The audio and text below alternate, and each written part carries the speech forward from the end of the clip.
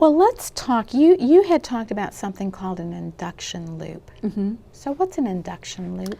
An induction loop is a copper coil that can run around a room, or it can be run even around a chair. So it can be for an individual or a group, and any hearing aid with a telecoil in it can utilize an induction loop. So a telecoil is often used in a hearing aid to help somebody hear better on the phone. Okay. When you put something next to a hearing aid, a lot of times it will whistle. And when you talk on the phone, you want it close to your ear, but you don't want it to whistle.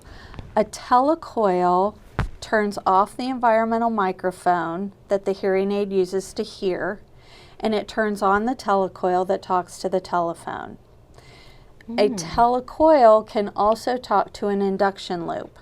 So let's say you have difficulty hearing at church, or on a museum tour, or at the movie theater. All of those places are a great place for an induction loop to be installed. Anybody inside the loop, so basically if you have an entire room at church, whether you have 1 pew or 10 pews or the whole church looped, you have options there.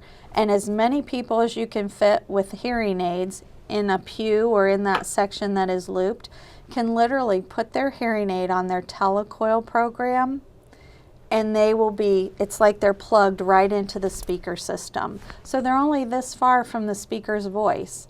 So you eliminate that distance factor that creates a lot of issues when we're trying to hear better. And when people don't hear well, distance really sacrifices the clarity that they have. So hearing aids help. The larger the distance, or the larger the space between the speaker and the listener, the harder it is. And so that induction loop takes care of that very quickly and easily.